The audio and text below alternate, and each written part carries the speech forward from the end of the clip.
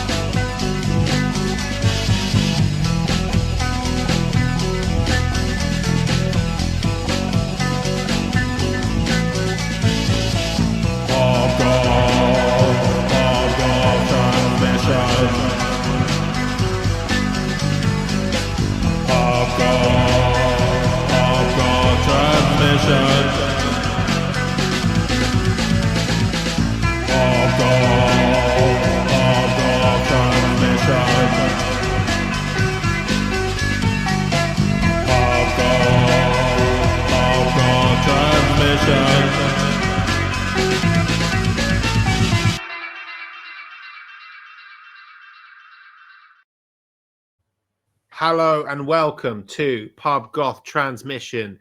Today, we are joined by a very special guest, Scarlett. Hi. And because we are talking about the topic of men. What is up with them? Why are they like the way they are? And although I am a man and Adam is a man, we thought we also need to get a woman's perspective. Adam, how are you doing?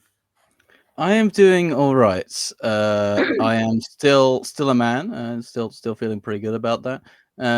Despite what people say, I have written a lot on queer theory, but I am I'm just quite keen from the sidelines. This bit is going to get weird, so I'll leave it there. And Scarlett, how are you doing? I'm doing okay, yeah. Nice. It's my first time being on a podcast, so...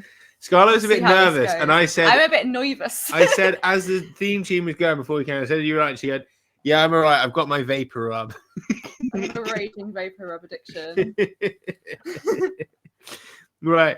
Anyway, so today, I mean, we're going to talk about men, but first, one thing I was going to talk about was, I can't say too much about this because confidentiality, but I work for a corporation, and it's very corporate-y job sort of thingy.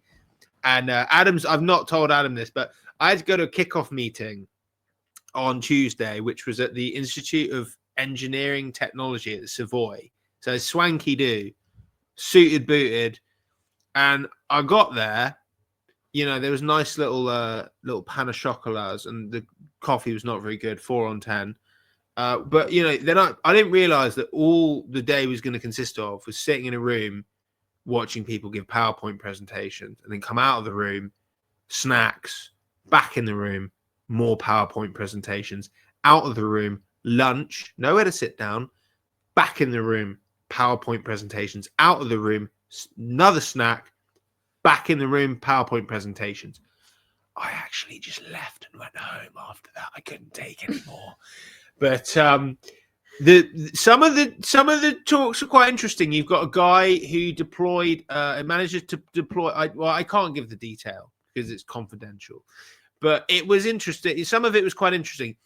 Some of it was difficult because when you work for a big company, obviously it's a big company, so it inherently holds a kind of capitalist idea. Usually, if it's a big corporation, it's going to be a sort of woke corporation. So it's going to be like a corporation that pretends it cares about stuff, and it's liberal, and you can see their analysis is hyper selective, where they will talk about all of these things and just ignore all of the fundamental building blocks and assumptions that are underneath them. So one of the most painful things, though, is I had to basically sit through a very senior person in the company giving a presentation which is absolutely gushing over Wes Streeting and Wes Streeting's plans, and how wonderful Wes Streeting is, and how he likes to eat at Lebanese restaurants, and because you know, and then talking about how she thinks he might be the next prime minister, and I just had to sit there, absolutely still. I was boiling, not literally boiling, but just emotionally wanting to explode at this entire thing, and there was just a lot of it where I was like, I might get a peptic ulcer from just having to just sit here. And then they're like, are there any questions? And I'm like, look, don't ask for the microphone and you'll get sacked. Just don't say anything. I had so many killer questions in my head. I was just running through killer question after killer question, especially because there's a fucking the CEO talks about, and I can say this because every fucking company's doing it, how we're going to incorporate AI in the strategy, and there's going to be lots of AI and AI and AI, and it was like a day after DeepSeek, it just fucking murked the American AI business, and but yeah, so that was my day, and it was pretty fucking painful, but I'm glad I left. Do you know what though? This is the funny thing. I came back in from lunch and I looked around and I was like, half these cunts fucking left. What am I still doing here? And I was so annoyed with myself that I was still there. I could have left at half time and no one would have noticed. I left at 3/4 time and still I was vexed. But yeah, that was Adam, I think you would have literally, your head would have exploded like in Scanners at that point. You would have been able to write an entire book just off the back of having to sit through a lot of those presentations. Oh, I bet I already fucking did at this rate. Oh, another one is the talk. Oh my god! And this, I had such a killer question about this, but I didn't ask because just in case I don't get a new job, I don't want to get sacked. But they talk about obesity and the importance of obesity, but they all talk about it like as if GLP-1s are Ozempic. That's the obvious solution, right? The government needs to be giving people Ozempic. It's like, why are people obese? Could it be something to do with, I don't know, food production and distribution and sedentary lifestyles, you know? But of course, if you deal with those things, then, you know, no one will buy Ozempic. You know what I mean? And it's just like, it's so obvious and no one asked the question. And it's like, keep your job, Archie. Just try and, just for now, just try and, just you can. I'd be interested to know how many other people in that room were like thinking the same as you, but also didn't want to say anything for the sake of job. The people Probably who last, not as many as what I've realised is the people like me don't last that long in the job. The people who've been there for, people have either been there for 1 or 2 years, or they've been there for fucking 20 years, and there's no in between. And fucking, the other thing is, every time there's a break, I walked out because you know rooms where all it is because there's a million people talking. So and there's people everywhere, and it's really cramped. It's really hot, and I've just spent time sitting around. So I'm like, this is just the most overstimulating, horrible thing ever. I walk out and I just walk as far as I can go. I know when I'm supposed to be back, and then I walk sort of towards the House of Parliament, taking the views, walk around the park, walk back. And I just thought, this is not a company. No one else is doing this. Why am I the only person who's thought to walk outside in the break that we have? Like, why are people like that? Anyway, that was my experience of my company's kickoff. I would have fucking kicked off if I was in that meeting. You would have Holy shit. Stage. It was painful. That's why they call it a kickoff. And we're so supposed to start off. Streeting. Where's fucking streeting? And then AI. Well, it was AI first, then it was West Streeting, but they all brought up AI and they all brought up the government's growth policy and oh my god! And then the next day, people saying, "So I guess everyone's feeling really inspired from the kickoff." People going, "Yeah, I'm feeling so inspired from the kickoff." And you don't know if people are just like LinkedIning, like behind it, they're thinking, oh, stupid. But no, because you have like some people, you have a pint with them afterwards, and they're like, "Yeah, that's fucking stupid." But some of them, they actually really actually believe it, and it's like, how can you be so like? Because people are quite smart, but they're just, it's just selective analysis. It's like, I'm going to analyze this bit, but I'm not going to analyze that bit. Just as long as I keep on this bit, everything's fine. As soon as I even glimpse at that, my whole thing collapses. Oh, I might have to say, we might have to beep the thing I want to say right now. Okay, we're getting our first beep. Universal basic. So, West Streeting, child murdering bastard. Even more than the regular child murdering bastard you have to be an MP. Surprisingly, I mean, with the fucking hormone blockers, essentially social, and then AI. I mean, I think AI would be a lot easier for me to handle at this point because on the day that they lost like 1.2 trillion, I was so happy I didn't even need to smoke a joint. I was just loving it. I was just really hoping that they'd also start flying down from their fucking skyscrapers and they're fucking scrape the fuckers out of the sky. And I guess we should explain this. Do you know about the DeepSeek thing? I don't. Right. So basically, You know how AI is the next thing and everything's AI and oh my god, AI is going to take over and AI is going to be God, right? And it's all done by American companies. Biggest one, hegemonic sort of leader one being OpenAI, led by this bloke called Sam Altman. He's he's the prophet, you know, and people think that he's going to make them profit. But basically, he's saying, you guys need to give me all of the money, and you, Nvidia, who make chips, you need to give me all the high-end GPUs, because they figured out, I've got this thing called large language model, and it's kind of useful. Give me millions of computers, and then I'll make it better. And there's basically, they took a very boiling the ocean approach. You know, it's like they're trying to boil a whole lake to catch and cook a few fish. Yeah. Right? And they've just said, well, this is how it's done. And because they're having so much money thrown at them by people who are determined to be like in on this, like Microsoft, because it's giving them all the money, because they think this is the new big thing. I need to own it. I need to own the next big thing. I need to be and while they're just before the curve, just lobbing wads of cash at this thing, just lobbing microchips at this thing, there's a little startup in China funded by a hedge fund that figured out how to do it better. Yeah. Using like thousandths of the amount of computing power. Turns out you didn't need any of those chips. They basically, like Sam Altman thought the only way to catch fish in a lake was to boil the entire lake. And they figured out how to make a fishing rod. Yeah. And they didn't just do that, because OpenAI, they keep their lake boiling system proprietary, right? You get the cooked fish, but you don't know how they got the cooked fish. They don't show you how they boiled the lake to get it. The Chinese company, not proprietary, they've showed you the blueprint of how to make a fishing rod. So not only have they got a better product, but they've made it so anyone can recreate it and anyone can access it. Nice. So they have like literally punched them in the face and then literally ripped their guts out of their asshole and left some of the most powerful people who are supposed to be the, you know, they're fucked. They're completely fucked. And it's so fucking satisfying. Oh my god, feels good to see $1.2 trillion. Look into my fucking veins. Big up.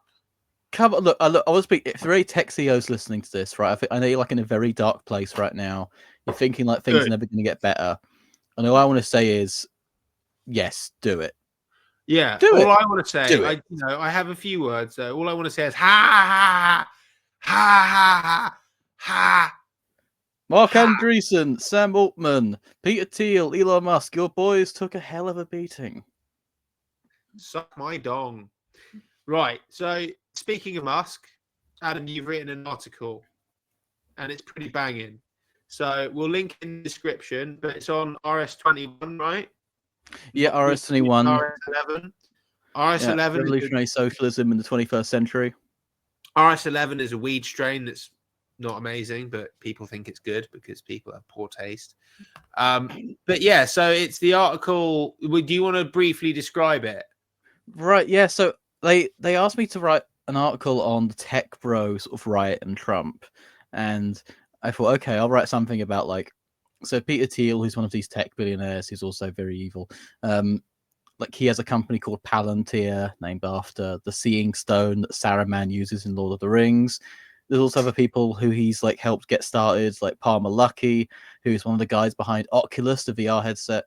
No, one of the guys who owned the company, didn't actually make anything.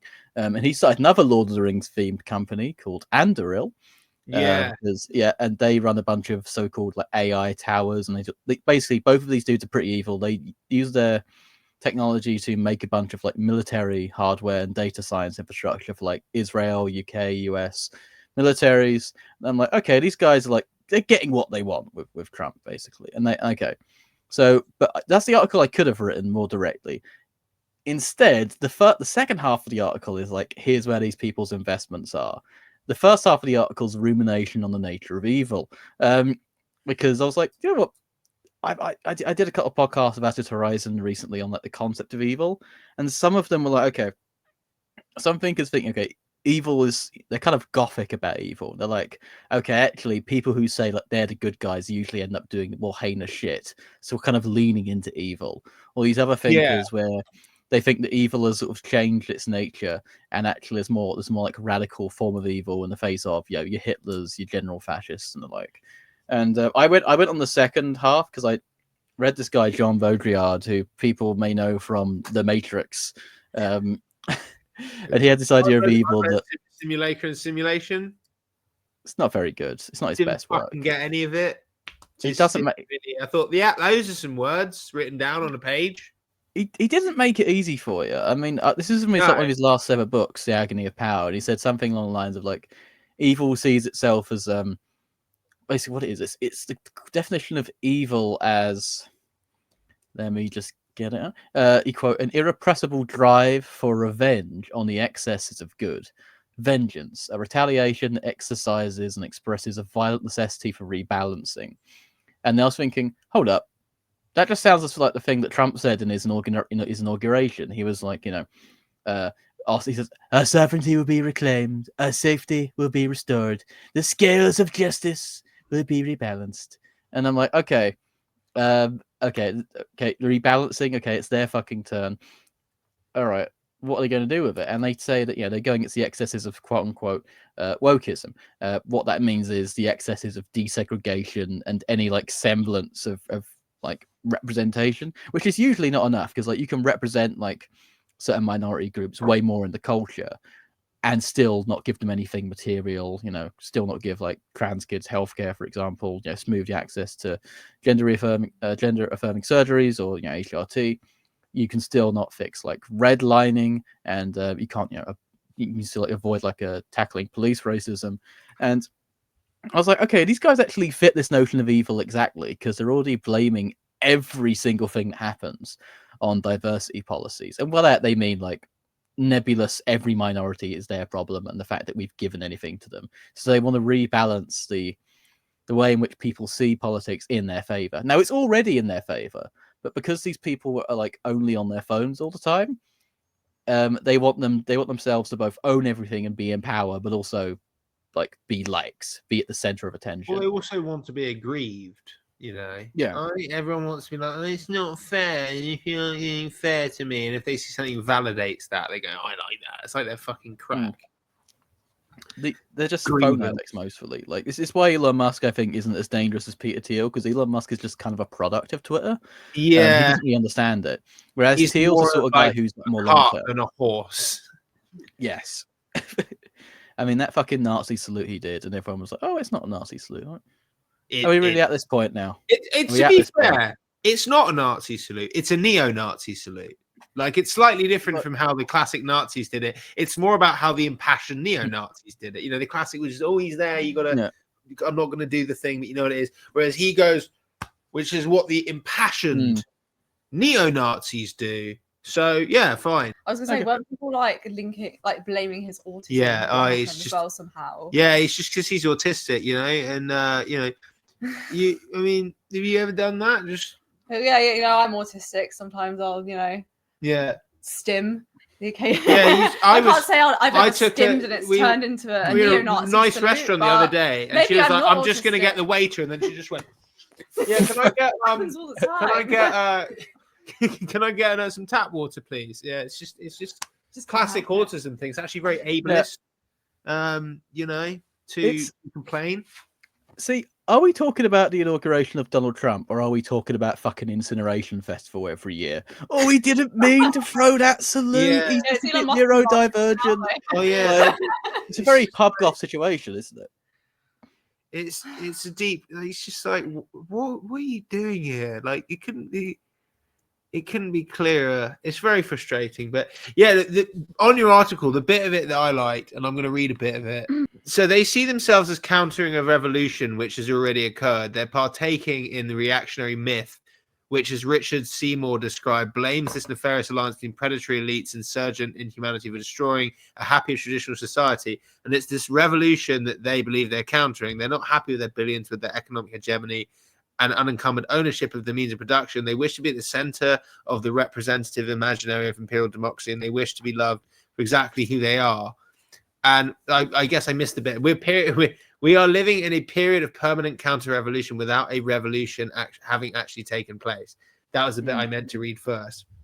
Sorry for scrambling your article, Adam, but yeah, I think that sentence in particular really does sum it up. It's like they're constantly on this like powerful march of making everything shitter and worse for Mm. everyone, including themselves, but they don't recognize it. At least the rank and file, not the people necessarily orchestrating from the top, because of this perceived thing that doesn't even exist. And sometimes the agents who do it, I forget the bloke's name, but critical race theory, the guy who made, I mean, that's a Christopher postgraduate. Rufo. It's a post. Sorry, Christopher Rufo. that's it. Christopher Rufo even admitted in a tweet, critical race theory was or CRT, not cathode ray television, was basically a postgraduate law theory that people learned for like a master's. And Christopher Rufo basically admitted that he just sort of pulled out this obscure theory and pretended that they were teaching white kids to hate themselves in school and made it a whole fake thing. And they really can just create an entire fake thing in order to launch a genuine, powerful counter-revolution. And it's kind of scary how effective it is. They can say anything, you know. Trump was recently saying, oh, we had cancelled the aid to Gaza. We were sending condoms to Gaza because Hamas were using it to make bombs. In reality, they were sending condoms to Gaza, Mozambique, where there's an AIDS epidemic going on. And he just sort of got it mixed up and then made the whole bit about bombs up on the spot, because we've already had 4 years of this. We know how this works. The guy just be saying shit, you know? Yeah, I mean, this is why they're fascists, because the previous analysis was from this guy Herbert Marcuse, and he wrote this book, basically said that that we're constantly living in counter-revolution, but it's preventative. It's counter-revolution that's trying to get ahead of any potential revolution. Yeah. These guys are Nazis because they're kind of like the Germans, and they believe that a revolution did happen, and it's like taken them. It's somehow disempowered them, and that's why they're fighting it. It's like how the Nazis believed that like Jews and communists controlled everything. There's their theories of what they call Judeo-Bolshevism, like Jewish Bolshevism, which is basically what woke means, because it's all tied to like anti-Semitic conspiracy theories about like George Soros and the like. And so this is why we are sort of made a shout out to another podcast, Fourth Reich Archaeology. They kind of nailed this one. Yep, we are currently in the teeny little bit of a Fourth Reich situation here. Seen that, but I still haven't checked it out. I should do, because I'm a slut for podcasts.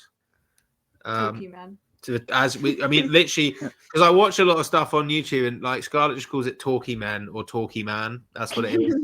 Archie's favorite show. Yeah, my favorite show is Talkie Man. Now you are a talkie man. Now I am a talkie man. So am I. now you're a talkie woman. But yeah, no, I mean, basically, it is depressing how they're able to just make it like, and it really is this idea that, and I was watching, I can't remember what I was watching now, but they were talking about the classic sort of Gamergate. I don't even game. I played Tony Hawk Pro Skater 2. Like that's what I play still, from like 25 years ago. But like I fucking they were talking, someone was talking about women in video games and how it's not even that cis hetero white men are not represented. It's that they're not the only people represented. They complain. It's not that they're not included. It's that they're not the only thing. Like, why do we have to pretend that disabled people exist? Why do we have to pretend that like people who aren't cis white heterosexual men and all the women are sex objects? And if it's not all that, if I don't get 100% of it being absolutely centered specifically around me, then it's a communist revolution that wants to take away all of my things. And it is just this frustrating, like it all works that way. Like you just show a little bit of, there's other people as well, and they have other perspectives. That becomes, you're trying to destroy my way of life and identity. And I guess it's in the way they talk about it, like the cis white, all those ones is the defaults. It's not even a thing. Like white isn't a race; it's the absence of it. cisgender isn't a thing. People get really annoyed. Transphobes get really annoyed when you call cis anything because they just no, it's just normal. It's just what it is. Or it's like when they're like, I don't have pronouns. Yeah, I don't have pronouns because having a cisgender pronoun isn't having a pronoun. And it's the same thing that like when they brought those laws in America that like a gay teacher isn't allowed to talk about their relationship because they're promoting sexuality, but a straight teacher can talk about their relationship and their wife if they're a male teacher because that's not sexuality, that's just normal, like, you know. And so, and I think that's part of the mechanism where when any kind of, you know, obviously white supremacy and patriarchy creates all of these defaults and shit, and it creates a structure where even the recognition of the other that's created by the system attempting in any way to identify itself and be recognized is met as the same thing as you are trying to destroy me personally. Yeah, they're not content with just controlling things on the slide. Yeah. They want to be liked. This is why Elon Musk is like kind of doomed, because he wants everyone to like him. Yeah, and everyone thinks he's a stupid cunt. And you can't really do anything. Like people used to like him. He used to be on fucking like Rick and Morty and in Iron Man, fucking, and he just got so hooked on it. I really liked Elon Musk when I first saw. I can't remember when it was. It must have been 2014, 2013. I saw him giving a big presentation about how, you know, I knew about Tesla from Top Gear, but I knew they're overheated or whatever. But, you know, he's talking about those power walls, you know, and there's a big battery in the power walls, and we're going to give them all away. We're going to build a gigafactory. And he made all these promises, and it was the first time I'd heard Elon Musk promises. I thought, wow, that sounds great. And then I forgot about it. And then like a year later, I was like, wasn't that guy Elon Musk from Tesla going to do a load of shit? And I looked into it, and like half of it was a scam, and most of it just didn't happen. I was like, oh, he's just a charlatan. That's disappointing. And then I had an incredibly painful following 11 years of watching people figure that out. Because the thing about Elon Musk, for most people, there are people who are genuine Elon Musk fanboys are weird freaks. Most people are on a trajectory that goes this long, right? Oh, Elon Musk, he seems cool. Tesla cars, wow, SpaceX. So he's a bit weird though, isn't he? Why does he keep talking about? Oh, he's actually just a complete. Actually, Musk is a cunt and a complete idiot, right? But the difference is people are all at different stages, because it's when you first discover Musk to when you then realize who he really is, and then really realize who he really, really is, right? You go from, oh wow, cool inventor, might say things. Okay, bit annoying on the politics. Oh fuck, he's basically a Nazi and a moron. You know, but most normal people go through that trajectory, but you meet people who only heard about him 2 years ago, and they've still got like another 2 years before they figure out, no, he's just a full-on Nazi. So that's kind of find that's the funny thing with Elon Musk. I mean, that's after the Nazi true. salute, it is just going to be like, easy. People hear the name Elon Musk, and but before you had to start digging to kind of find that. Now that's what people find first. Like, so it has flipped around it's a bit. an immediate red flag. Yeah, I mean, I'm still shocked. I've always known white South Africans from mining backgrounds to just be the nicest, most accepting people. Well, you know, if I think one ethnic, I mean, Peter Thiel as well, also a white South Africa. Well, emigrated from Germany to South Africa to work for his dad, because his dad worked in a illegal uranium mine in occupied Namibia. You can't expect these sort of things, can you? Really? You know, where is the white community coming out here and dealing with these horrific terrorists? Where's the community leaders? The funny thing about Musk as well is his granddad was actually Canadian, and he specifically moved to South Africa for the apartheid. Well, Canadians, you know, such a nice people. You know, don't talk about all the SS statues over there, but you know, and the ongoing eugenics program. But such a lovely people. You wouldn't expect it, would you? With the whites, they would be sorry, you know. Yeah, they won't stop doing the bad stuff. They will be sorry about it. We probably will have Canadian Jake on at some point as a guest, but he's one of the good ones. Oh yeah. There's a handful. John Elmer, he's one of the good ones. Shout out Electronic Intifada. Shout out John Elmer's Resistance Report. Check that out if you haven't already. Absolutely vital watching. That's the first birth of this episode. Welcome to Pub actually. All right, fine. Who's keeping Leave a little counter in the corner. I started it. Yeah, we should have a little burp counter, like somewhere. That would be pretty good. A pint counter. Right. If we start a Patreon, if we get up to a certain amount, I will put a burp counter in this fucking thing. I will teach myself how to do it, but that requires some money. Right. I was thinking, should we dig into the main topic of today? I thought we'd talk about men. And I thought maybe we could start, because one of the things about men is that people always say, oh, see, the right gives men advice and the left, they don't have any advice for men. You know, the right have got all the young men, they're all turning to Andrew Tate and Jordan Peterson because they've got answers. They've got advice. The left just says, oh, you're the problem and all men are horrible and terrible. And meh, meh, meh, meh, meh. So let's check out some of this advice then. Let's check it out. Let's see what they've got to say, some of the popular ones. Who should we kick off with? Do we want to start? I'll let you choose, Scarlett. Do we want to start with Joe Rogan, Jordan Peterson, or Andrew Tate? Ooh, tough decision. Let's go for Andrew Tate. We'll kick off He's at the top. with the Tate man. That's the worst fuck, marry, kill trio ever. The nightmare blunt rotation, as the kids say. Well, actually, no, not because they don't smoke blunts. They smoke spice-infused THC vapes. Nightmare, the fake THC vape rotation. Why is it making me so anxious and heart palpitating? Anyway. It's like your advice to a guy who's whatever. He could be coming out of university or in his 30s, but he's like looking for a little direction. How do you start off, get centered, to become successful, get money, get bitches? Like, what would you tell them? Get money. I can answer that question in so many different ways. It's like 10 different answers I can give. But I think truthfully, in the world we're living in now, They're so fucking bald. I overuse it. Yeah, you need to find a way to some degree to escape the matrix. And I say the matrix because the matrix, the way it is designed. And you're not just talking shit because you've actually done that. You've done I've escaped the matrix. Yeah. I've literally escaped the matrix in nearly every form. So any form of oppression no longer applies to me. I'm uncanceled. I can't be canceled.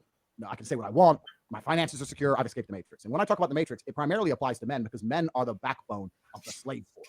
We always have been and always will be. And unfortunately now, if you're a law-abiding man inside the matrix, your future and the life that is laid out for you is nothing but depressing. You're going to go to school, you're going to get in debt, you're going to get a job, you're going to get a wife, divorce is coming, you're going to lose the house eventually, your job's shit, inflation's outpacing your wages, you're going to work, no one's going to appreciate it, now you're old and you're like, that is the matrix for 99% of men. And you need to find a way to escape it.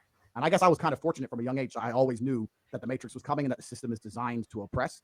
The people who make the rules do not make the rules for the benefit of us. They make the rules for the benefit of the people who make the rules.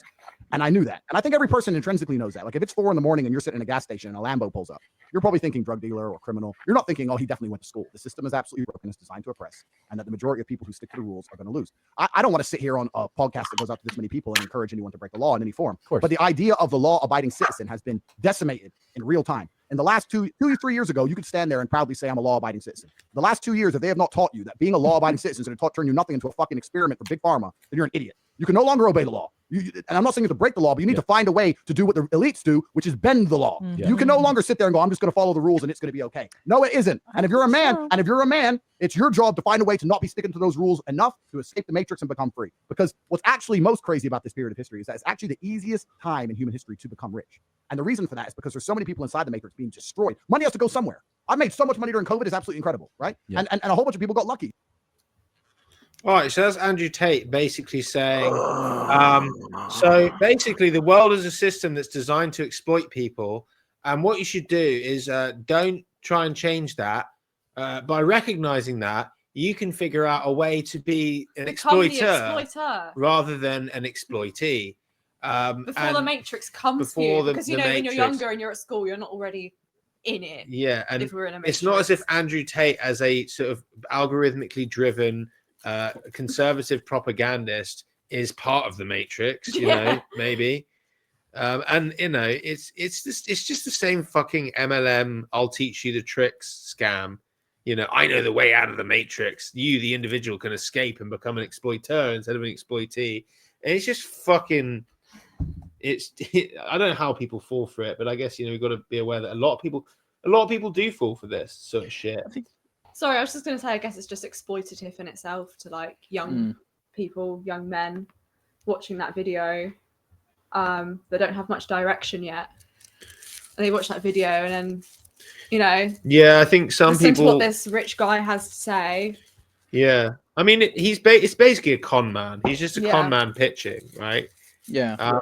But again, the thing that I take away from this, the two main, like the political ideology and what he's saying is, the thing I recognize is you're an individual.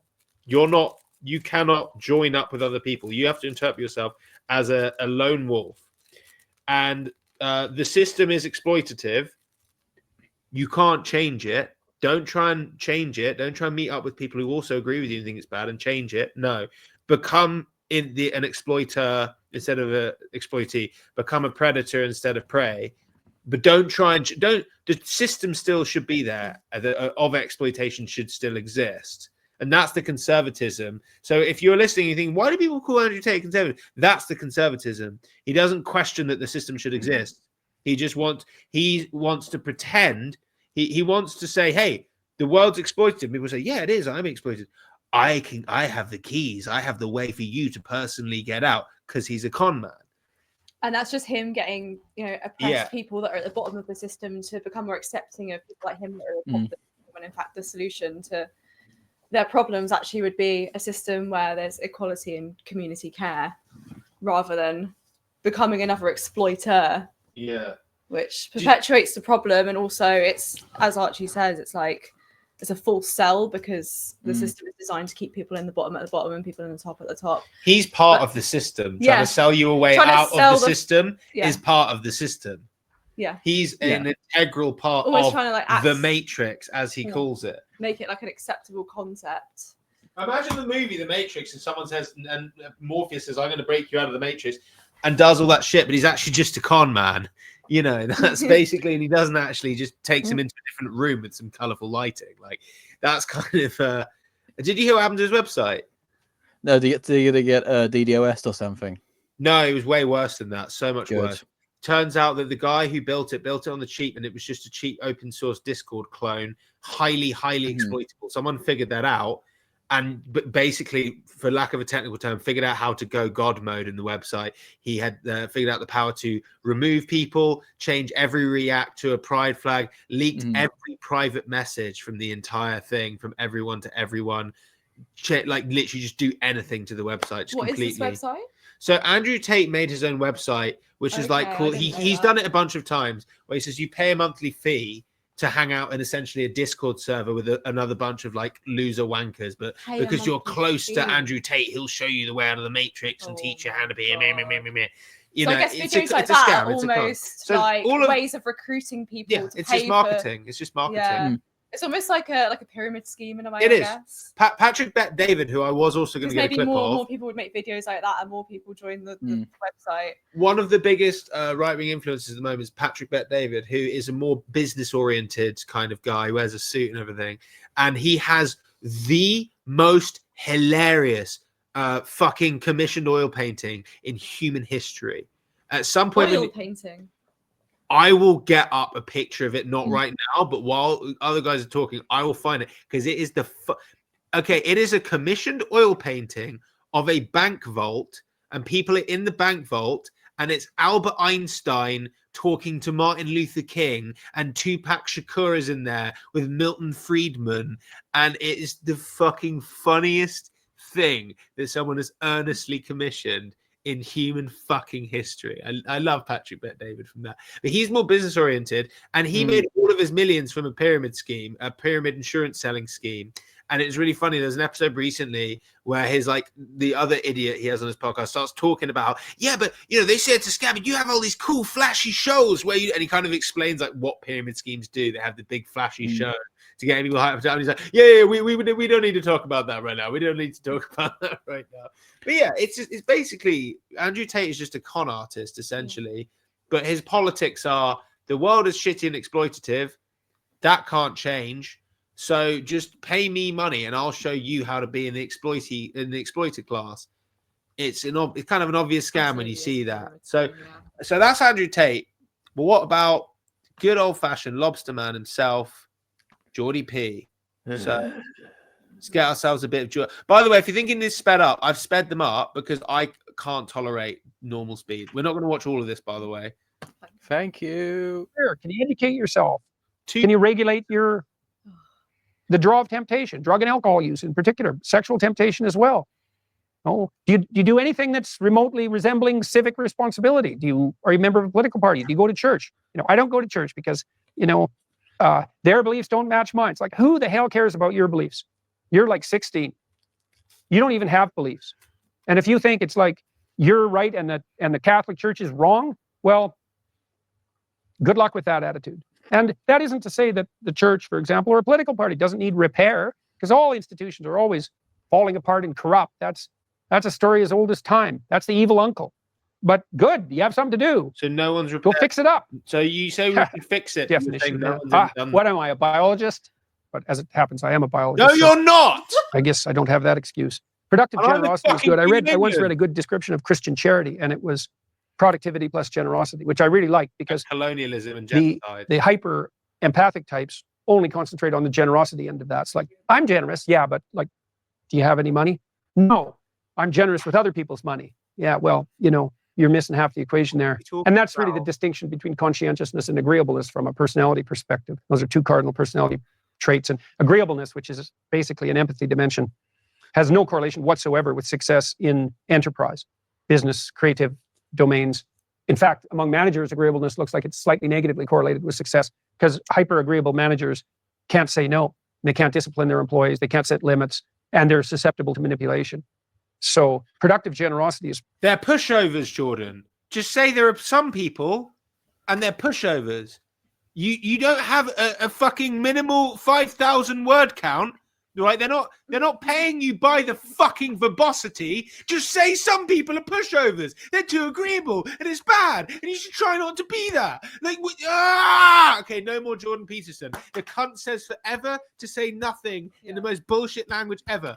Are you triggered by him? Oh my god, he just took a shit, and you saying it stinks. Jordan Peterson. I'm triggered by the lack of substance in the same way I'm triggered by Coldplay's lack of fucking actual music. Yeah, he does say absolutely nothing, and it's all over the place. What he says is the most. I once heard him use the phrase, "People who inhabit the lower end of the cognitive ability distribution." They're called thickos, Jordan. Just say thickos, okay? And it's like, it's so, once you see what he's doing, I want people, if you're listening to this, oh, I quite like Jordan Peterson.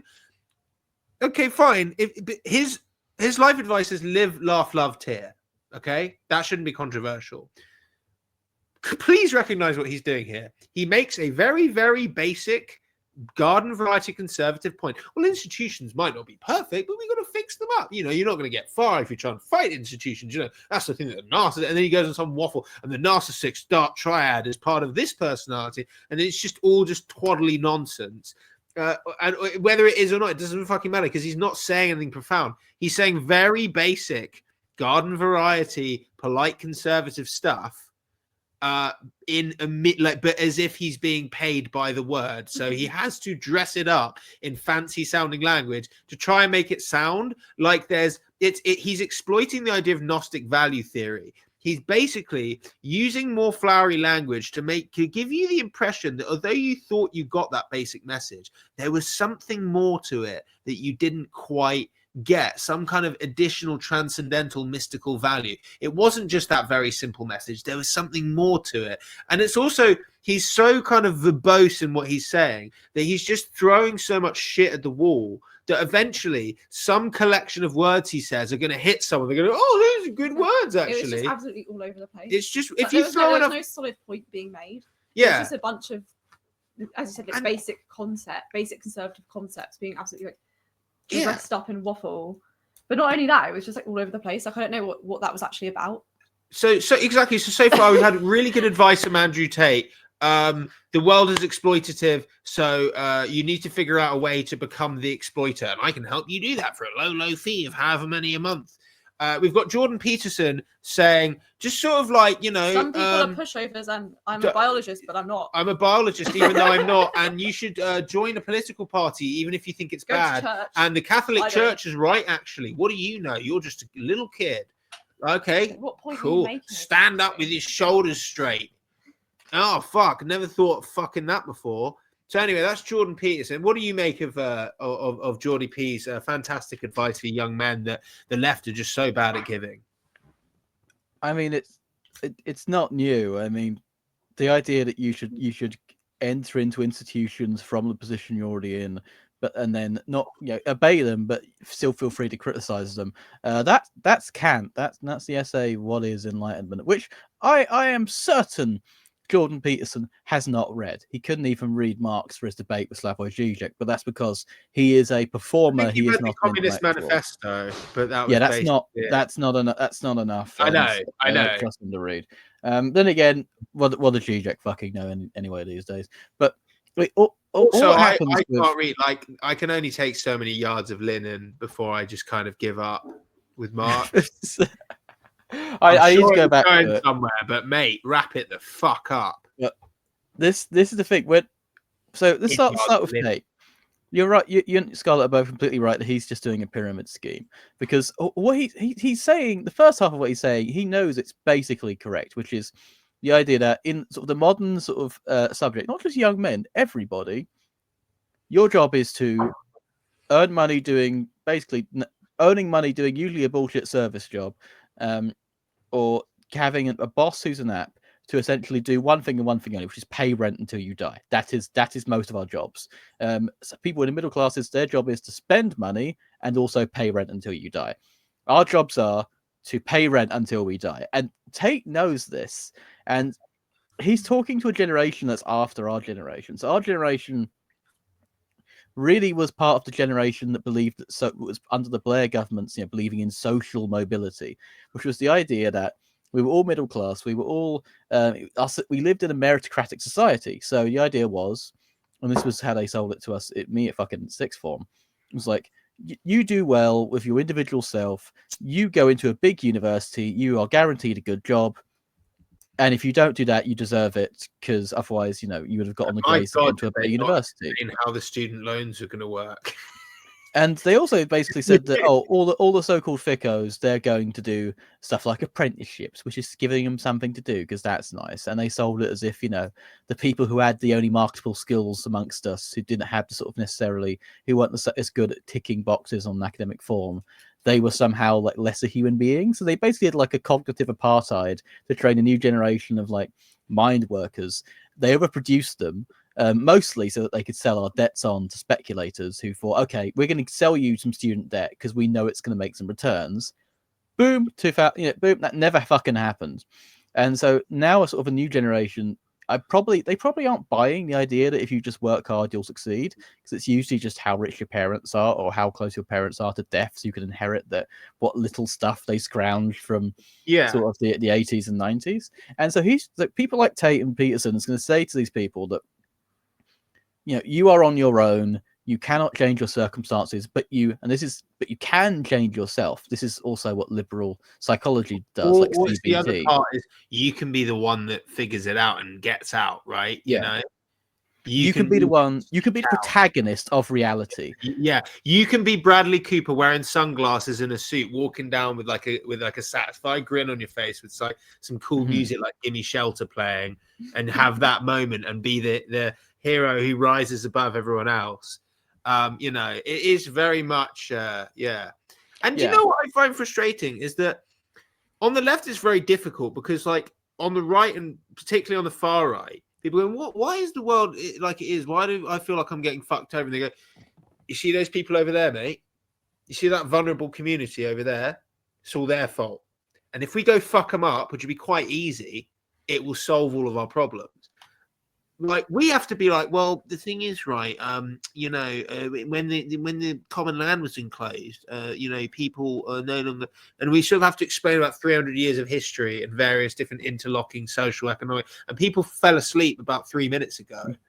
And then they say, okay, so what do we do about it? Well, we have to deal first with the security state within our country, the sort of economy itself and how it's structured. We also then have to deal with international imperial hegemony as well, which if we nationally were able to move away from it would punish us. And it's like, okay, so what you're saying is the problems are all really complicated and the solutions are really complicated and difficult. Yeah, I mean, my God, it'd be so easy to be far right. Just imagine thinking all you had to do is just go fuck up some poor Pakistani and everything's just fucking roses again. Well, I mean, and the attitude to women as well is also, I mean, that's what Andrew Tate's whole thing is, just like, basically you have to make people indebted to you, who is this class of gendered labor which has historically been indebted to men through marriage contracts and dispossession women. And it's basically like why divorces, it was so hard to get divorced in the 60s and 70s in the UK. Like, it's why like if you had an abuse, if your nan or if your granddad was abusing your nan, she couldn't leave, she had nowhere to go. And they're basically trying to reinvent that, the division of labor. And rape wasn't illegal until the 90s. Yeah, and I mean, it's there's a huge history behind this. So here's an example. So one of the origins of sort of transphobic policy in the UK was brought into place because previously, you know, if you transition to a man or woman, you could marry someone of the opposite gender pretty easily, until a lord who had married a transgender woman wanted a divorce and didn't want to give her half of his stuff. Really? He pushed the law forward. Every trans person's marriage was annulled overnight in the United Kingdom. The aristocracy, we did well. Yeah, I'm not going to put a second beep into this episode, but you know, the aristocracy. And so them, they should. But it also happens on the left as well, you know, because like what it is like, even because even if dudes have been, I put your bleep for you, bro.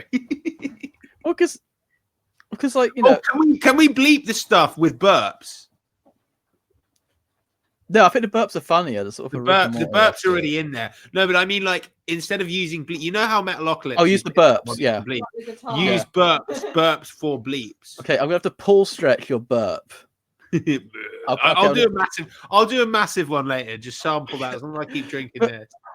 I was thinking of like even like sort of alternative or like lefty sort of men, like because you're still nonetheless like you're made a subject in a world in which like things are there for you, like people are there for you. It's kind of like, I mean, everyone's known like a guy who like a lefty guy who knows how to say all the right things and make people feel safe around him. But then as soon as it comes to it, so well, I can't be a bad person because I've said the magic words, and therefore they can still get away with it. And speaking of Goths, Neil Gaiman. I mean, yeah, and that's the thing. I guess like in terms of and this is the sort of thing I do kind of understand. People say, well, the left doesn't have advice for men. It's like, no, because like we're trying to explain what the fucking problem is here. Like, I know men have problems, like all of them. I know I am one, but men are also like, or not men specifically. Mostly men are the age. Many men are conditioned by patriarchy to act in misogynistic ways that they still think are acceptable and normal, but they're not. So the left really does weird. have advice for men.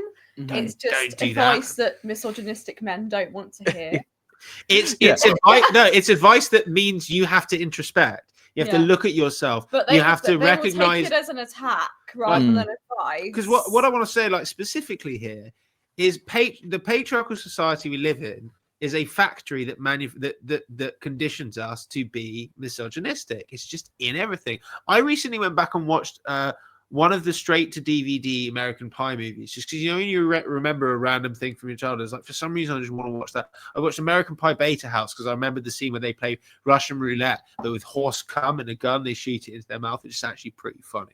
Jeez. But oh my god, like the overwhelming message of the men is like, your value as a man is determined explicitly and entirely with how many women you can get to have sex with you. And if you can't get a woman to have sex with you, then you're worthless. And women, they're not people. They don't have brains or hopes or dreams. We're there to give you that worth. You're there. They are simply validation tokens and should only be interpreted as validation tokens. And there's like a whole bit where like the dad, who's the guy who plays Shooter McGavin, what's his name? Is it Tim Curry? Yeah. Is it Tim Curry plays Shooter McGavin in Happy Gilmore? I think it is. Anyway, I think it's Tim Curry. He's in Beta House and he's like the dad and he's like, oh yeah, and he's got like a whole list of all the women he slept with, and so he's like a legend and everything. And then another, like the guy's friend's like, is that my mom? And he's like, you know, and it's just like, that is like, and I remember watching that just thinking, ha ha ha, funny movie when I'm younger, before I knew shit. But you know what I mean?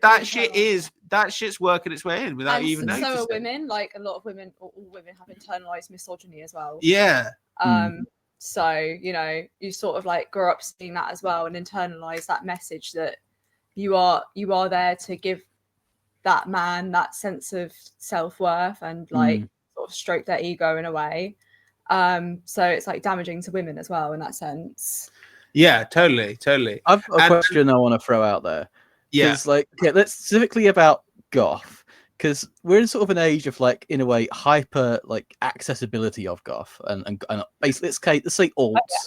I hate that term. Even just in my lifetime, like I'm 25, like as someone that's, you know, I was started sort of entering the goth subculture like over 10 years ago now. I've seen it become a lot more accessible and a lot more mainstream than 10 years ago, for example.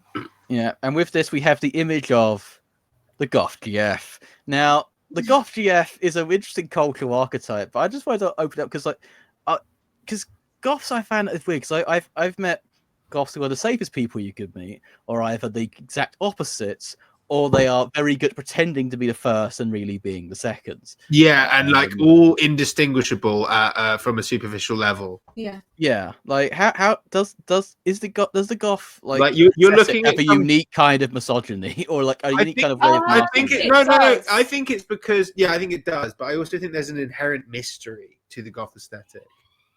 Okay. That cloaks those that Because acts as a bit of a these cloak. sort of Sometimes a pre-thought literal of cloak. ideas. Mm.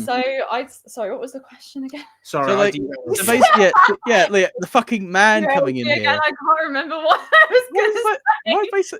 Basically, I'll excuse myself. the Goth You're the gonna Goth have woman to. has been like more fetishized than ever. There's Yeah. like we've recently had like the Goth Epstein come out with Neil Gaiman. The community seems more accepting, but is it actually really? Have the problems got any better, or have they just got better at hiding it? So You know? it just means that I've noticed that I've sort of over recent years since the Goth GF epidemic, as a younger Goth, I think I got harassed more in sort of like a hateful way. And as I've got older and the Goth GF has become trendy, I've noticed more sort of like harassment towards myself and other Goths from people that are outside of the Goth subculture that sort of fetishizing this idea of a Goth girl, more sort of like sexual harassment. But you know that they're just objectifying you and seeing you as like this sexual desire, like the Goth girl they've seen in porn, and not actually seeing you as a human being, a human woman. But I don't know if these people, maybe if you didn't have that Goth aesthetic and you looked more mainstream, I don't know if I would be more humanized as a woman, or if I'm getting more dehumanized because my appearance is something that's, you know, my sort of aesthetic is something that's become fetishized more, if that makes sense. Yeah. No, I mean, these people that are fetishizing Goth girls, I guess I would never do they're probably misogynistic anyway, but yeah, I guess it adds another layer to it. Like if something becomes a sort of mainstream trend like that, it does end up in, you know, real human beings that fall into that category being fetishized. No, completely. Yeah, I mean, being fetishized is kind of inherently dehumanizing. Oh, 100%. Yeah. It's a reduction to effect. I don't know if like, because like I've had it before where I've literally been like sexually harassed and then sort of been told, oh, you should like take it as a compliment, or like, you know, it means you're attractive, and it's just like, no, this is terrifying and traumatic, and I'd rather you stay away and not compliment me. Like, it's just like, it's not a compliment. I've been trying a hateful act. I've been trying to source a Glock for a while because I just feel like that would make things a lot easier. Like, oh, you look really. Yeah, that's what I thought. I mean, I wonder if there's a specter haunting any sort of discussion like this, which is the specter of like pornography and its like diffusement. I mean, even like Instagram suggestions, or like it's all YouTube shorts, incredibly fucking porn. Twitter's a porn site now. If I hit the search thing on Instagram, it just shows me a load of squares of sometimes AI generated and sometimes non-AI generated semi-pornographic or really quite pornographic imagery, despite the fact the only thing I search is like looking for like friends that I follow or whatever. Yeah. And like, yeah, I am horny, but I'm very much a taken man. I have no interest in your AI generated and non-AI generated semi-pornographic images. Zuckerberg. I think the thing is, because obviously Archie's a pub goth. He's a man that's got a lot. He's, you know, in the goth and metal community because of our shared music taste. So that means by default, Archie has a lot of friends who are goth girls because that's our friend group. And then obviously because he's got his friends on Instagram and like me, etc., and liking our posts, commenting on our posts, the that's algorithm's like, you like goth girls. You like, no, but I actually just have a social life and I have friends. It's and just because he's a goth. And like goth is like obviously originally like a music-based subculture that's like me and other women that are into that music or into in the metal community present in the way we do, because it's, you know, it's part of being in that community. Yeah, but because it looks cool. Well, yeah, I guess it's just like you hang out with your friends, and it's like being part of a tribe, and like you do stuff together, you do your makeup together, Find and other tribes and you violently attack them. like, you know, you go to gigs, you wear the band merch, like that's how the style developed. But like obviously it's in recent years, it has become fetishized because things get fetishized, things become trendy, and it probably has become a bit more of a looks-based subculture in that sense. And there's people out there obviously like fetishizing it because of the porn they watch, and then that means that, you know, women in the goth and metal community like experience the result of that, which is I can't even think of the word. Harassment. But it sounds like what you're saying. Objectification. It's like I don't dress this way for you to be attracted to me, but that's how I think maybe that's how they see it, because that's the fetishization. It's like they think that basically if you look alternative, you wear eyeliner, you have fishnets, you're a slut. Yeah, I bet I've been told before, like, oh, I bet you're a slut, I bet you're a bad girl, I bet you sleep with loads of men. Because just like, no, I dress like this because I listen to metal, I listen to goth music, but because the image has become fetishized. It's going to be so much easier when I get you that Glock. It's going to be like women that just, you know, listen to metal and just like want to wear some band merch and like, have some eyeliner, like it's become associated with it's been taken as an invitation. Like men that are fetishizing you see it as an invitation. Like, oh, you're wearing PVC, you're wearing fishnets, that's an invitation for me to harass you because you're a slut, you know. And it's like it's completely incorrect, and you try and stand up for yourself, and it's like, oh, you're asking for it, dressed like that sort of thing, and it spirals into that. No, and in fact it is just like you representing what you like through your looks, you know, which everyone does. And I want to circle this. Sorry. Oh, sorry. I was just going to say, and I just want to circle back and say, like, this is why going back to society is like, oh, the left doesn't give good advice to men. It's because this is reality. And men, and like a lot of men in like lost men who drift towards right-wing spaces, clearly, like the most important thing you need, of either gender, is to have, you should have friends who are the other gender from you. It's fucking weird. Other genders are available. Like, and you know, people like Andrew Tate say, oh no, you can't have female friends because you obviously want to fuck them and they want to fuck you. You can't let your partner. No, it's fucking weird and unhealthy if you don't have friends of the other gender. And if you're listening to this, shit, I don't.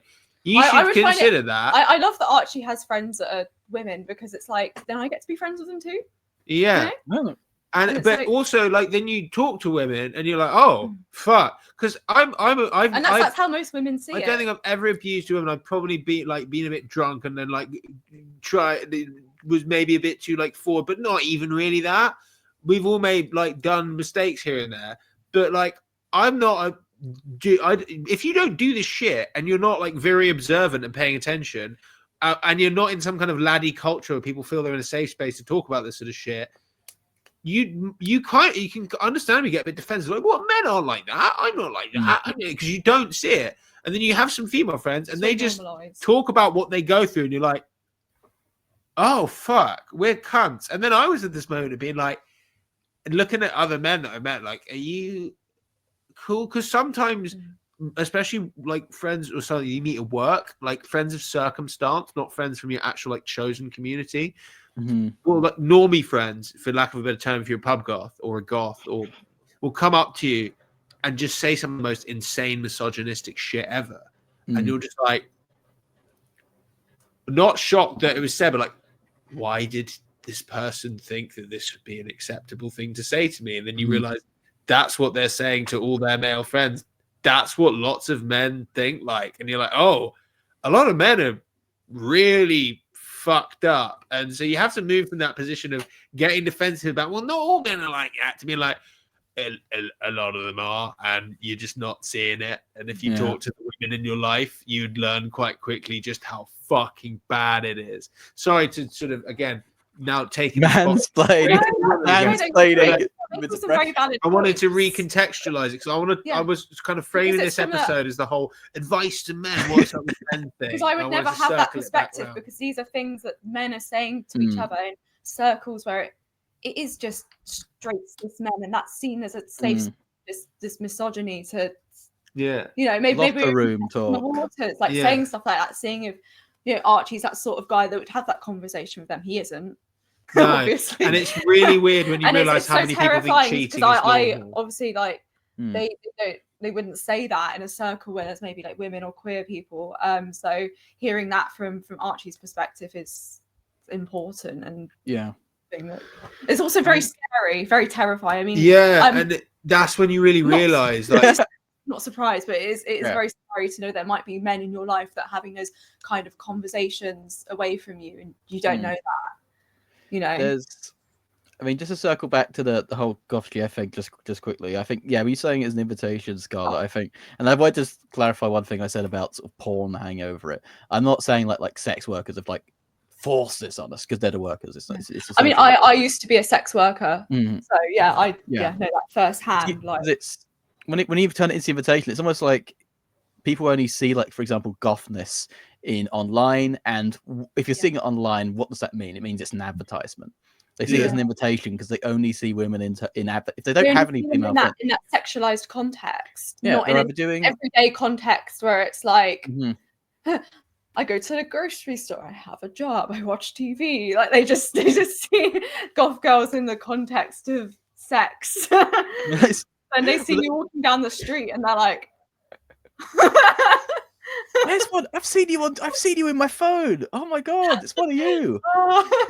Yeah, and it is seen as that sort of like associated with that, and it almost becomes like oh, you dress like a goth, you're a slut. You want to fuck me. And it's just so. Because I guess they just see, like Adam was saying, they kind of just see the advertisement and project it onto you. Yes. It's how these things designed to happen. They think it's intentional from our side. I know that because I've literally been told that. They're like, oh, like, been told that I'm dressing that way for male attention. Like, surely I must be. And it's like, no. If I was the only person on this earth and there were no one else on this earth to see me, and it was just me, or if I was invisible, I would still dress and look the way it's for me. It's not for anyone else, but they don't see it that way. They, as you just said, they project like their views onto you, and they're like, oh, it must be to arouse me. Because I guess women are like images of women, and women are commodified and used to sell things to horny men. And this isn't just a problem for, and that makes horny men think that you are also being sold to them as a commodity. Yeah, exactly. And this isn't just a problem for goth women. This is a problem for all women. It's a problem for all of society. It's not healthy at all. Yeah, there's the recent trend, the goth girl trend, which I think has made it a big problem for. I can speak for myself, and like the other sort of alternative women in my life has said the same thing. It's become more of an issue. Oh god, yeah. And yeah, as you said, that's not the fault of any sex workers. Like I have friends who are sex workers, and it's like they're just doing their. Oh my god! Cut this bit. I can't remember what I was going to say. I've like completely gone off. No, you're right. It's a cultural thing. It's a problem of. I mean, let's bring back the term. Yeah, I think we should bring back the term rape culture. To be honest, I mean, it happens so often in bands as well. I mean, I might as well tell this story on this podcast because a lot of people who watch this are going to know this story. Yeah. I won't name names because of the libel laws in the UK. But like, I was in a band. With an old friend who was a very good friend of mine who was all like, the nicest, meekest goth boy ever, but turns out was essentially just like a serial, like I said, assaulter and rapist. And like the community didn't know what really to do with that, especially as happened, it got revealed during the lockdowns and stuff. And, it was a lot. I mean, I got Archie on to re-record all of his parts. So Archie's got to be a good boy, otherwise we've got to do that again. I did my first ever like podcast. The only reason that I'm not out raping right now is so that you don't have to find a new vocalist. Otherwise, that's exactly where I'd be. Look, it's dedication. Look, it pays well. Okay, the Cubby insurrection, but yeah, and it was just. I mean, my first when people said to me, "You should do a podcast after doing like the charity stream," where we destroyed all of our own merch to like sort of Stalin the dude out of existence. But you burnt yours. You sent it in as a clip. I'll see if I can find that clip somewhere. I nearly caught fire. I didn't have a long enough stick. I didn't realize cotton really goes up. Just think, how does the community respond to that? Because in some way, I think it was a bit of wake up time, as a lot of things was, because it was like it happens under our noses. You know, like predators can also be also pose as prey. And I was thinking it goes back to what I was saying that yeah. like, a lot of men don't see it. If you're not a rapist, if you're not an abuser, if you're just a normal guy, you can literally your best mate can be a fucking creep when you're not looking around women. Because the thing is, men, and this is a really important point, I think. Men who manipulate women and coerce women and all the rest, they also manipulate their male friends. That is absolutely, I believe, a function of it, where the reason like men, you think, well, the men come because sometimes the men, they're in a laddie culture, they're in a misogynistic culture, so they have this bro code or whatever. A lot of the time, the other version is when the mates are being manipulated as well by this guy. He's constantly making themselves out to be a victim, constantly making themselves out to not be capable of, just being a nice, innocent boy. And you believe that because, like, why wouldn't you? And it's only when that, like, a victim, a survivor, whatever, comes forward, and then you go, holy fuck. And then the pieces fit together. But before that moment, you never would have. You'd be like, no, it couldn't possibly be. And I think that's an important dynamic. Yeah, I was like, oh wait, yeah. Why were all of his exes crazy, but he was always mentally ill? Yeah. Yeah. Yeah. It was a pattern repeat because I sacked him from the band for like just drug abuse and like not showing up, and like I always knew he was manipulative, but then I never extended it into that realm. It was sort of unthinkable. And then when a couple of the victims came forward to me and a couple of mates, and then we was like, okay, we're gonna expose him. And then a completely different victim from years back came out and exposed him like around the same time, and they were like, and then suddenly it was just like everyone floods out, and it was weird seeing community kind of response. It took me years to sort of regain trust in sort of the alternative community. But I don't know, do we think that things have gotten better? Because I mean, I think that things have gotten a little bit better. I mean, this is a whole other can of worms, but like, I think that things kind of got better, but the mechanism, like the mechanisms of dealing with things, because they're working, it's being done socially, and there's social capital involved. Sometimes things have flipped the other way, where it's like people have been accused and then buried by more popular people. So I think sometimes the methods of trying to hold people like genuine predatory cunts to account is flipped and used on people who actually weren't really doing that. So I think at times it's backfired. I think it's somewhat carceral in nature. I don't think people have figured out, other than just it makes sense, right? You have to alienate someone from the group. You have to remove them from the social group so that they can't continue to cause harm. But I don't think that's good enough, because we need to.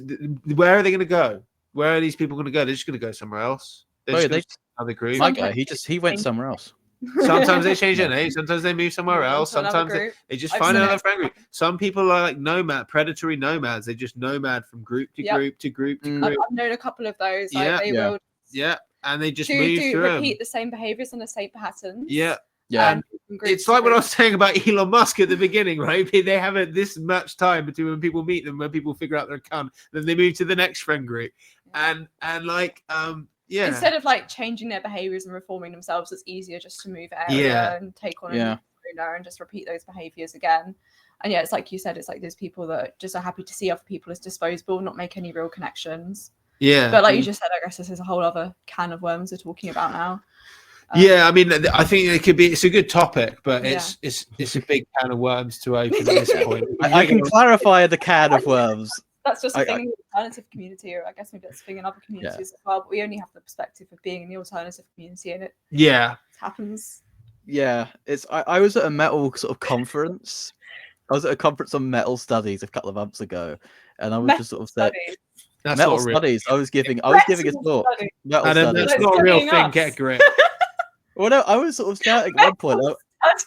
I was at a conference of metal. So I was one of the panelists, and Were you like Jack Black with a blackboard with the little horns on it? I was giving a Ages talk of on the rock. video game Brutal Legends. So yes, I had to sort of look at the fantasy of what the alternative fantasy is like, and eventually I was like, guys, this isn't like a problem we can solve by being more metal. And I sort of went like, who remembers the unicorn? Put your hands up.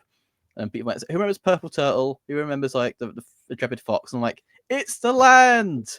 We don't own anything. Like we're a community that's only defined by really like consuming stuff, and so you can just consume that stuff somewhere else. Like you can get thrown out the black heart, but you can fuck off to the Fighting Cocks or whatever. Like it's not really. And because we don't own any of the venues, it's basically that sort of Game of Thrones dynamic of, is the manager at like X pub or X venue safe? And if it's not, then you just kind of have to use those sort of very blunt dynamics. And it kind of comes back to what we were saying earlier in looking at what Tate was saying. We live in where you're born into a world that's already owned by somebody else, and you have to pay them rent. And in order, you have to sell your labor because you don't have any assets, unless you're in a middle class, in which case your parents might have some assets and you'll get some of that at some point or whatever. But it's basically determined by which pussy you fall out of, whether you will own or be owned, and to what extent. And that system largely dictates how people do in life. But the thing that Andrew Tate and Jordan Peterson will never tell you is that you are not just you. There's other yous next to you. And if you organize with them, you can actually change the way the system works. So instead of having a system where some people own everybody else, we all kind of have more of an equal partnership of organizing access to things, distribution of resources, and how we produce stuff. Nationalize the black cart's what I'm saying. Yeah, basically that. What I'm saying is 4-day week, 3-day bender, Jeremy Corbyn, never surrender. Well, I said no to that one. No, unfortunately, yeah. No, it's gonna have to get violent in it. Well, not this time. Not the black cart. Love it. Love the place. Love it. I mean, hell. Speaking of a place where it's gotten better, torso fuck, bunch of wankers. Like they were misogynistic to the sound lady. They were getting their cocks out. Yes, cut down instantaneously. That was great. So for the audience, Torso Fuck played a show, and they were fucking drunk, and they were saying like basically calling the sound engineer, who was a woman, like a bitch and stuff. So I need more guitar, you bitch, or whatever. And she just kind of stormed off. And our friend Mark, who organized the gig, backed her, because that's what you do. Back the stuff. And Kieran as well, the manager of the black car. Kieran, the manager, backed him. And I was like, people were like, oh, what the fuck? I paid for a ticket. And so they were coming after Mark. So I had the role of standing behind him and looking hard. So I was trying my best to stand behind him and be like, yeah, what? Yeah, what are you going to do? Yeah, what? But as you can see, I'm not very good at that. I'm not very, hard, as they say. You can be hard when you want to be hard. But when it really comes down to it, I hate the idea of harming another human being. You're not a violent person. It's really upsetting to me, the idea of causing harm to someone. You're also a protective person that does what's right. You're not violent for the sake of I'm violence. a pussy, basically. You stand up for people, but you're not violent. I've literally stood in the way of punches before, but I can't really throw one because I don't want to harm. That's being hard. That's like Rocky. It's not about how hard you can hit; it's about how hard you can get hit and still get up. That's some good advice. Go and so you're Albert from Twin Peaks. You're Albert from Twin Peaks, then. You're sort of ultra revolutionary pacifist. I mean. Well, I got a bit though, because as soon as they said that, as soon as they yelled at I can't remember her name. Sorry, that the lady's doing a sound. I just walked out and I was like, oh, we haven't learned anything. And then immediately behind me, Mark and Kieran ran out saying they're fucking done. And I'm like, things can change. Big fucking up. So I forgot it was those two running it. I'm like, okay, yeah. So the conclusion is, I felt so proud of that night. I felt so proud of us. Like, you want stuff to work better. Make sure your mates are organising it. Keep the cutting women apart with chainsaws in the fucking lyrics. Don't do it on stage. Don't do it at the start. Simple as. You can imagine it. You can like have your torso fucks seminal album. Yes, seminal erotic diarrhea fantasy. You can have that, but don't fucking do that to actual people. Yeah. In the lyrics only. Yeah, so dire. And also, do you know what? This might be a bit rogue, but I feel in another episode we need to tell men, because I'm also just hearing stories. We need to explain to men, unfortunately, probably in quite painstaking detail, how you're supposed to fuck. Because based on what I've heard, a lot of men are not very good at that. And part of that is because of the whole, we talked about the American Pie misogyny. Like, it's not about pleasure at all. It's just if a woman wants to have sex with you, that gives you one more man point, and men will respect you more. It doesn't matter if you were terrible and you hated every second of it and you cried afterwards. Women want to have sex with you, therefore you get one man point. Unfortunately, when you think in this way, you end up being very, very bad at sex. And this is what I used to think, that men can't find the clitoris was a joke. It's not. It's not a joke. Really fucking right. Okay. Have you ever had a man who can't find the clitoris? I have. Yeah. It's not. I thought it was a joke. Yeah. Broadcast out to the. I feel like that, not all of the time, but there sort of is a trend where it's like men who like don't really care about you as a person and objectify you, and just care about that image of just you're another number, another score, like like sort of using you for their ego. The sex will be quite one way in terms of pleasure, but men that you actually have a genuine connection with, and men that like treat women as another person, the sex will be better. But I guess that really goes without saying. I guess that seems like quite an obvious point to make, but maybe it is. I mean, we've invented a new kind of competitive sex that doesn't have any pleasure involved for anybody. I mean, that was kind of what those people, people who were paying like thousands of pounds to go partake in one of those like record-breaking attempts, like 1,000 dudes in a day or something. Neither person is enjoying that, because it's like a minute of, but you just do it sort of say you did it. It's to report you did it to the lads. It's sort of like, I guess, for like some men might fuck for like sort of the ego aspect of it, and then it's not really about the sex or the connection you have with the other person, so it's not going to be good sex. It's sort of sex for the sake of sex, or sex because you're objectifying this girl you find hot, and it's like you don't have a connection with her, whether that be as a partner, friends with benefits, etc. Like, you don't have that connection of, this is a two-way, we're giving each other pleasure, like we're enjoying this connection, which is a more like selfless sexual connection. Well, I think that if you don't actually approach sex from this idea, when your main concern is, I need to bed woman so gain man point, you don't realize how much pleasure there is to be had. Yeah, exactly. You like, don't I can't imagine realise, having sex just for my own pleasure, because the real pleasure is pleasuring the other person. That then enhances you. It's like a feedback loop. You pleasure them, and then when they pleasure you, it feels more pleasurable. And it's like almost like when you give someone a really great gift and they really appreciate it. It's like enjoying both receiving and giving gifts. Yeah. And when you've experienced that, it's an incredible pleasure. But I think a lot of people don't. They don't actually realize that sex can actually be, if you actually want to do it for the pleasure properly, it can be amazing, because they've never thought about that. They never realized that. They never got that far, because their aim is just to get into bed. They don't even really think about the bit that happens afterwards. It's just they get to tell the lads, and they don't realize there's a whole new world out there.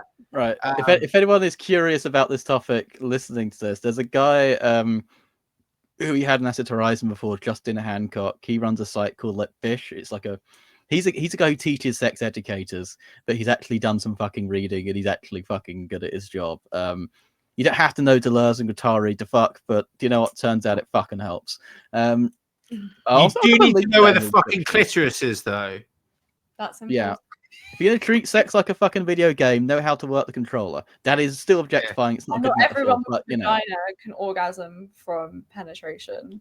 Yeah, that's an important Most point. people with a vagina, more than half, I can't remember what the percentage is, but it's definitely Mhm. the majority, need some external stimulation to come. Yeah. They cannot come Yeah. just your dick or whatever you're putting inside of them. So Yeah. that's another point as well. But I don't know, I feel like it's something most people know, but maybe some people don't. I think If some dudes people don't, if No, dudes I don't, they're going to start blaming themselves or care to blaming the know. They women. don't care. There's willfully. They don't give a fuck. And you know, people like take those far as to be like pleasuring a woman is gay. Enjoying anything is gay. Joy as a concept is gay. Like if you're a man, you can't enjoy things. But like, I genuinely think that like, yeah, okay, a lot of women actually can't come from PIV, and I think there's a problem with the term foreplay almost because it implies that PIV is the main event. If you can't come from PIV, then PIV is not going to be actually going to be the main event, is it? Right? You also just have to. This just seems obvious. But you have to do basic planning as a man, right? When a woman comes, she still has energy. When I come, I get very EP. So I make sure that she comes first, because if I come first, it's going to be way more difficult to make her come because of how male ejaculation works, right? Think about it, plan it in advance, make them come first, and then you get to enjoy a job well done. And in terms of making a woman come, every woman's different, right? Just because it worked for some people, it's fingering. Some people it's fingering and doing the come hither motion in a certain way and getting that spot. Sometimes it's clitoral stimulation. Sometimes it's PIV, penis and vagina. You know, there's a lot. Some women don't like cunnilingus at all. They don't want you to go down on them. Others, it's the only way they can get off. Everybody's different, and you know, you've got to figure that out. You got to listen to the body. You can talk as well. You can ask questions. Do you like this? Do you like that? If you're having sex, like I think, especially with somebody for the first time, like communication is like I don't get why you wouldn't communicate, to be honest, because like you both want to like spontaneity is nice, but you both want to know how to pleasure each other. So I feel like there's nothing wrong with putting forward like, I need external stimulation. I like this. I don't like this. Like I think it's so important to talk about those sort of like boundaries and expectations before physical intimacy, no matter what, really. And it's like it also helps you not be like, oh, is it because they don't like me, when you're like, you know, doing what worked on your previous partner and they're not responsible. No, because it's all about anatomy. They loads of other factors as well. I also believe that with and correct me if I'm wrong, I don't think I've ever expressed this idea to you, but I've always had the idea that, you know, you can't think too mechanically. In mechanical terms, you do have to think, you have to keep it normal, but you also have to keep rhythm. If you keep the same rhythm, but you keep stimulating the same spot in the same area, eventually it loses its sensitivity. So you have to change it up a bit. That is correct. To maintain from novelty. My perspective, that's correct. But you have to also maintain the rhythm at the same time. You have to think quite musically about it. And the second thing is that I always think that women's orgasm is more narrative. Men are more visual, women are more narrative. It forms like more of a narrative structure. You have to build this kind of intensity until it in a kind of crescendo until it reaches the right moment. And that goes along with the mechanical stimulation, but there's more of a kind of vibe that builds with it. Whereas I think men are a lot more kind of visual. Oh, I never thought about it in that way, but that is So who would you ask to so who would be the best director for this? Would you say it's like a Chris Nolan kind of thing, or would you say like it's a bit more David Lynch? There's something meandering, but there's I'm putting David Lynch. Yeah. Who would be the best? Like who is Stanley Kubrick of orgasms? Is it David Lynch? Well, men are more Michael Bay, right? No, men are just YouTube shorts. It's just Skibbity toilet. Well, Michael Bay used to shoot ads, so like I don't know what sort of director. I'm trying to think now, but I feel like I'm thinking too deeply about it. Overthinking it. I'm overthinking it now. I don't know who the right director from what my concept of the female narrative sexual crescendo towards orgasm is. A concept I am man who's poetic. Never been a woman. It's just invented in their own head, but use that as a partial guide for my own set. But going back to what I was saying before, planning is good. Don't come first. Make her come first. You're going to be very EP. It's going to be much more difficult, right? See, we have the same advice as the right does to men, which is Andrew takes a nice guys finish last. Yes, nice guys finish last. Damn I guess right. it's not very individual. I don't know. There might be some people out there with penises who feel very energized after they come. I don't know if that's a thing though. I don't think it is. I just don't think that's how that works. Please write in if I'm wrong. I would not. Am I actually trying to imagine work that? around your biology and Like, your anatomy, oh my god, if definitely. I felt energized after I came, I'd be fucking unstoppable. I would have taken over by now. We'd all, there would be no one would own other people on this planet. We'd be living in it. We'd be living in an anarchist utopia right now if I was energized after I ejaculated. But unfortunately, I've become very EP, and I just need to have a little lie down and maybe a joint. Yeah, I think that one might be more or less universal. Because if it wasn't, can you imagine like that? Then it would actually be like there would actually be a natural hierarchy. It's probably one one of of the faster. It's probably one of the only things like negative feedback mechanisms that's tried to stem the tide of patriarchy. How EP we get after we ejaculate. That's the space in which you're meant to kill us. Like, yeah, that's the kill your masters period. Like, this is how they got Samson in the Bible. Like, yeah, they have to come and then cut his hair off and then kill it. Like, it is written. We've known this for a while. Okay. But there you go. There's some fucking real advice as a man. Stick that up your fucking Jordan Peterson. Yeah. Well, yeah, I mean, if you want, I feel Jordan like people Peterson need to doesn't know. this. No, I of bet course. he can't fuck. There's a whole joke about Jordan Peterson and Ben Shapiro that they think that that women's vaginas don't naturally lubricate, which is just the hideous admission of their own sexual inadequacy. Because they're basically saying, "I've never made my wife wet."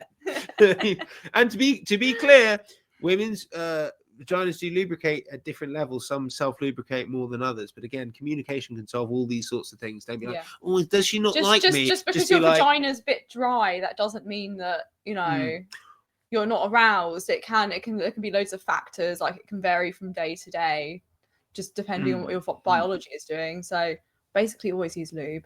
Always use lube, and again, there's no shame in it. no dry rub. This isn't a lovely leg of lamb. Okay, no dry rub. We keep it lubricated. We use our saliva.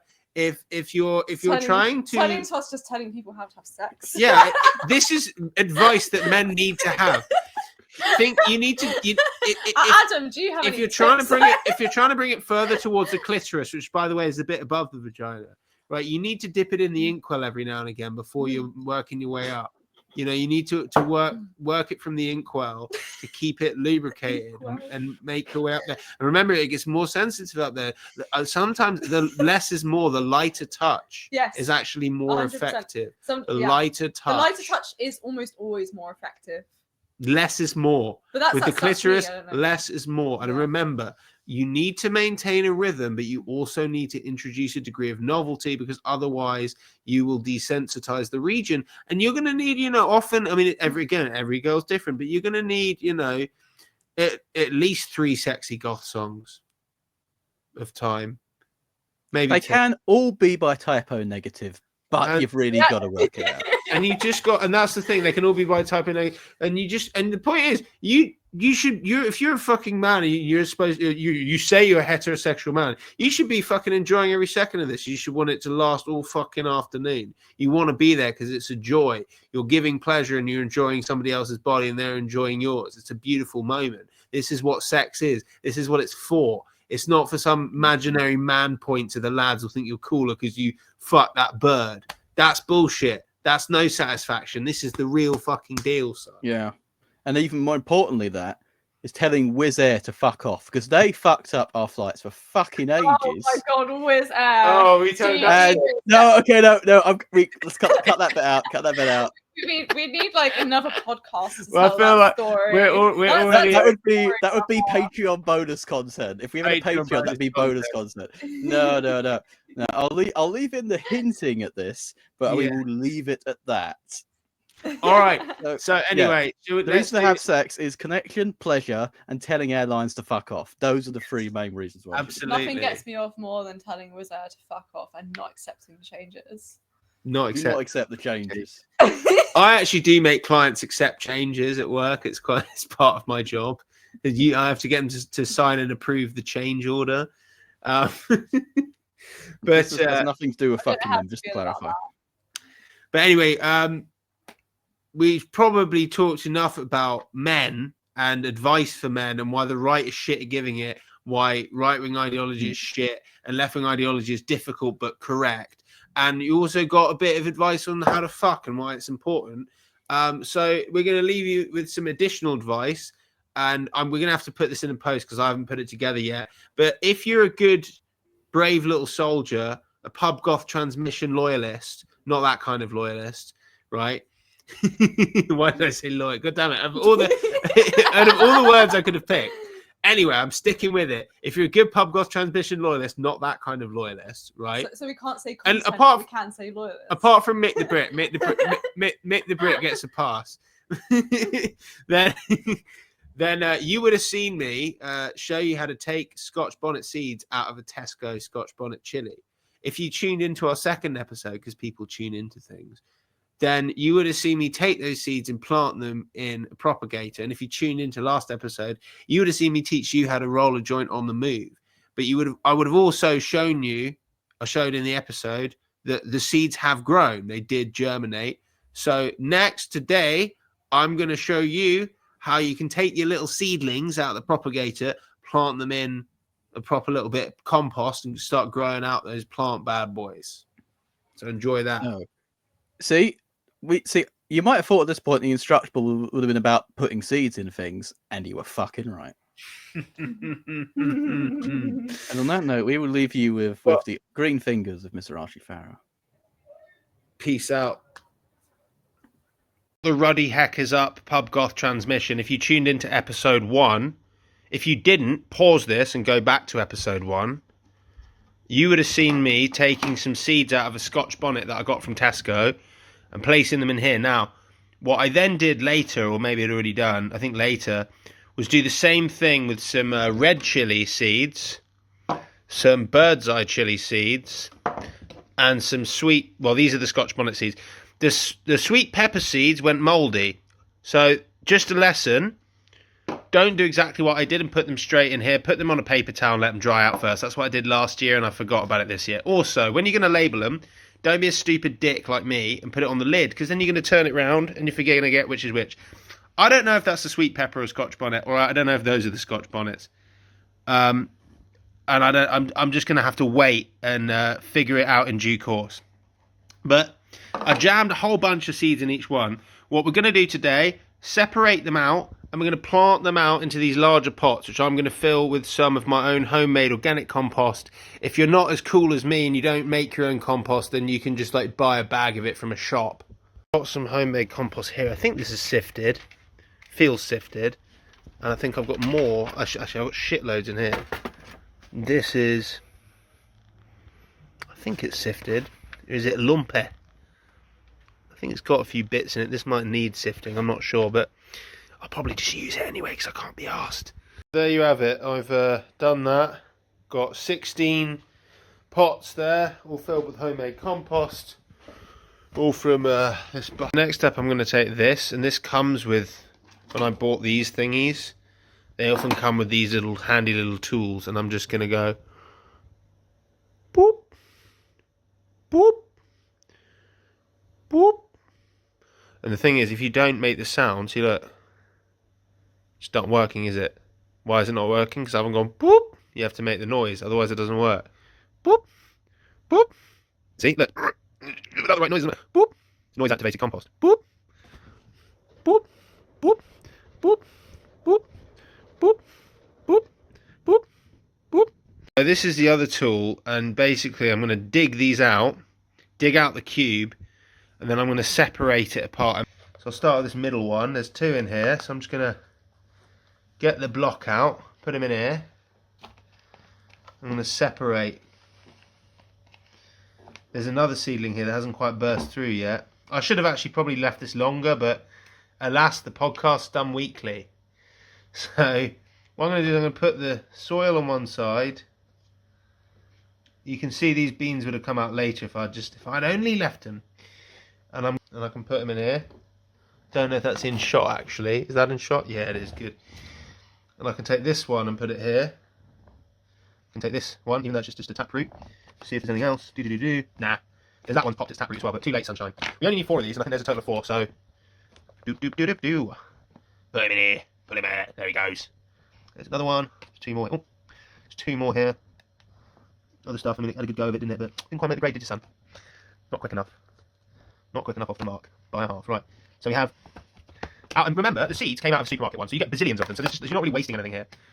So now we've got them. Now what we want to do, we pop this guy down in here. Right.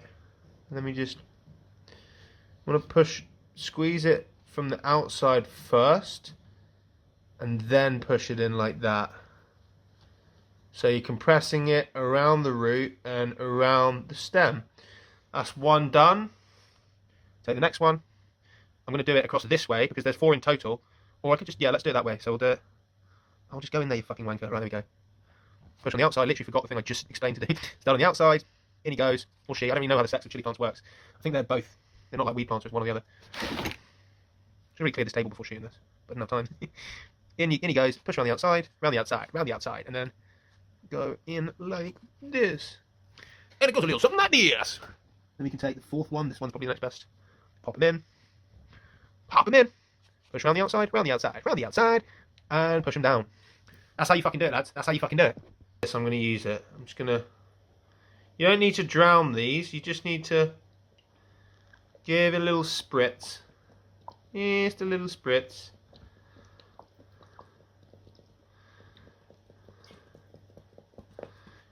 I might need a bit more water, but that's the idea.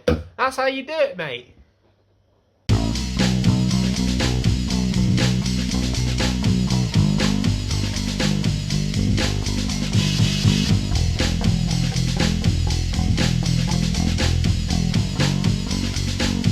With the lights down low and a pint in my hand, Sisters of Mercy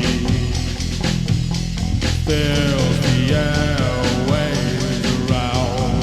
I step outside to light up a fire, feel the chill in the air, see the snow on the ground.